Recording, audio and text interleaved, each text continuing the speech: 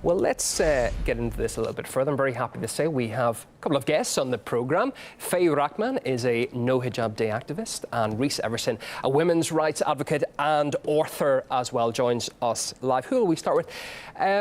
Fay, despite the outrage, the hijab's popularity in the world, it appears to be growing. We've got Sweden in this example, one of the world's most liberal countries, and we've seen a top fashion magazine cover with a woman wearing one as look of the year.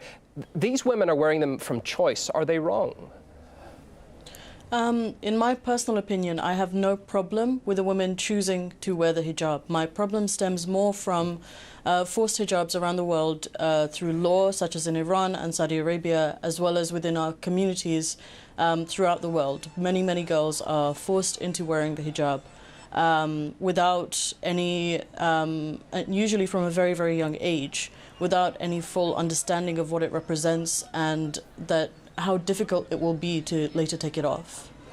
Reese, when we're talking about this story in Sweden, it's quite eye-opening, some of the details. The creators of the mobile application, they offered a hijab avatar for girls aged 3. They could play with that as they wished.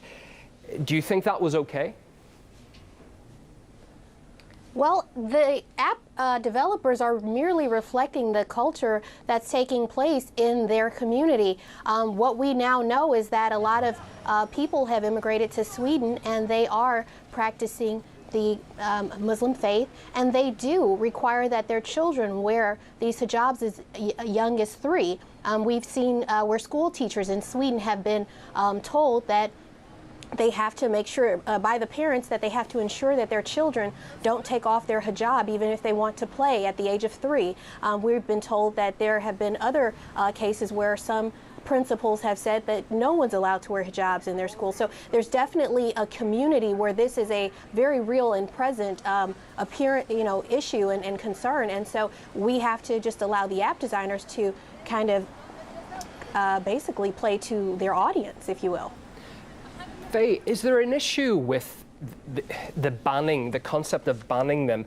You know, if somebody is being forced to wear them, of course that needs to be addressed. But if you're rolling out a total ban, does that not make it an issue of women's rights compared to people being affected in a community which needs to be sorted out? So before I answer that question, I do want to address something that Reese has brought up. I do understand from the point of view of the app developers that they do need to cater to an audience. You are correct. However, I do find a huge problem in perpetuating this idea that children as young as 3 need to wear the hijab in any form. And I would also like to say that hijab is not a culture. It is very much a religious symbol. And the hijab throughout the years has erased several cultures around the world. It has erased the Somali culture. It has erased the culture that I come from, the Bengali culture. It has erased so many different cultures where women could wear whatever they wanted or what was culturally acceptable, if that's what we're going to call it, and has replaced it with the hijab. But to answer the question, if we're to talk about whether or not the hijab should be banned, I'm firmly on the side of the hijab shouldn't be banned. As someone who grew up in a fundamentalist household, as someone who was a fundamentalist, I can say for certain that if the hijab was banned in this country, in the UK, I would not have left my home. And I think that that is certainly more toxic than a full ban on the hijab. I think that women should be able to choose what they wear, and that is exactly why I'm an advocate for No Hijab Day, because I stand for the choice to take it off. Which is something that is just not extended to people around the world and people within even my own community here in the UK. And Reese, the point is, isn't it, that people in the Western world, you know, there's an issue of sisterhood, isn't it? Looking out for people in perhaps more oppressed societies. Just to give you an example, we saw some Muslim women last month. A female chess master in Iran removed her hijab during a tournament and was promptly removed from the team for saying it, quote, creates many limitations for women and deprives them of their basic rights. Just your thoughts on something like that. if you're going to start a movement, surely this should be supported in more liberal societies too. So here's where we stand as women in the West. We believe that representation matters. So when I myself see a little brown-skinned girl on a TV commercial, as a little girl, I believe I can grow up to be that person. Or when I see Serena Williams playing tennis or something to that effect, it shows me that I too am represented in the world around me. So what we don't want to do is not show women in hijabs, because we don't want little girls who wear hijabs to feel as though they can't be a part of this larger story that we all are a part of, right? And then at the same time, there's a more insidious history and maybe a more negative connotation about the idea that if a woman removes her hijab, that she can be jailed or, even punished severely by her own family or by the government, jailed for 30 years.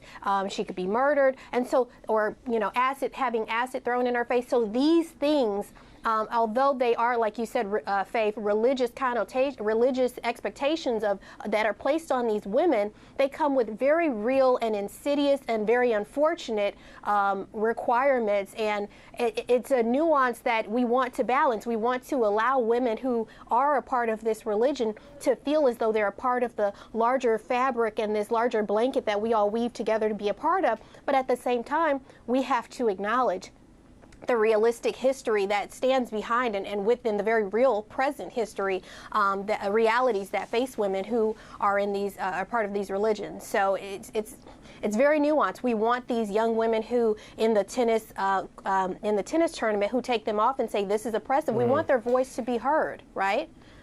Faye, is there an issue of what do you say when you hear the argument that the burqa is an individual commitment to modesty for the vast majority of women, and it's not oppressive, or it doesn't oppress them in any way? So I just want to say thank you to Reese for bringing up those points, because I do agree, and I'm very, very grateful that you brought that up. I do feel as though only one narrative is shown in the West when we talk about the hijab. It's often a very positive narrative, but I think that the other side also has to be addressed. We have protests in Iran going on, which are just not highlighted by Western mainstream media. But when we talk about the hijab or the burqa or the niqab or whichever item of clothing you would refer to, they have several names at this point. If we are to say that it is oppressive, or that it's described as not oppressive because it's an individual choice, I think that that statement has to be looked into much deeper. I think that many of us girls who are brought up in Muslim households into an Islamic faith, we are indoctrinated into wearing this, and we are told why we wear it from a very, very young age without being able to fully understand all the implications behind it. When I was a little girl, and even now, people will tell me that the reason that they wear hijab is for modesty, and that, hijab helps prevent men from being sexually exploitative and things like that, which I don't fully agree with. I think that if we are to combat, this sexual behavior in men, it should be something that men are educated in, and it shouldn't be the onus on the woman to prevent that. Okay, I just want to bring up a point to Reese here about the story that we're talking about in Sweden. Do you think perhaps it's a case of what's going on there, cultural appropriation by people in the West, without actually understanding the symbolism, and some as what we've been going through today, about some of the issues surrounding it, like we're speaking about that example in Iran, for example?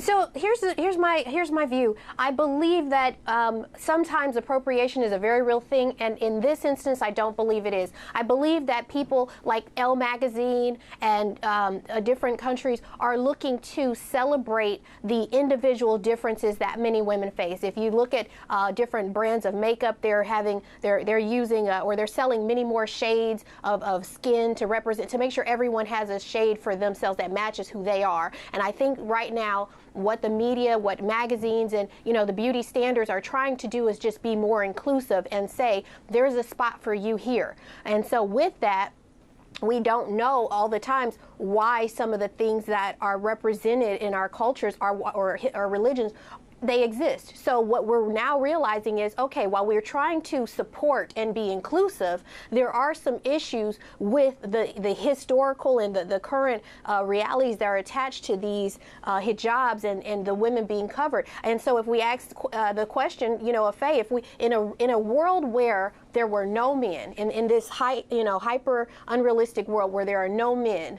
would anyone need to wear a hijab? Well, no. The answer is no, because women are taught to wear hijabs so that they don't entice or encourage men to be aggressive, right? And so Fay, what we have to do is realize there's a connection there. Okay, Fay, we have about 20 seconds left. If you want to just offer your final thought. Sorry?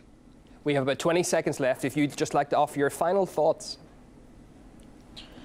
My final thoughts on the hijab are, I'm not entirely sure which Swedish app this is in reference to. I don't think that there's any cultural representation going on, appropriation, sorry. I think they are just trying to represent a community, but I do think that the hijab does have a lot of negative connotations attached to it that just aren't being addressed, and I hope that people will start to address them and start freely talking about them without any fear of harassment of any sort. Fay Rahman, a No Hijab Day activist, and Reese Everson, women's rights advocate. Thank you very much for coming and sharing your thoughts today. Thank you.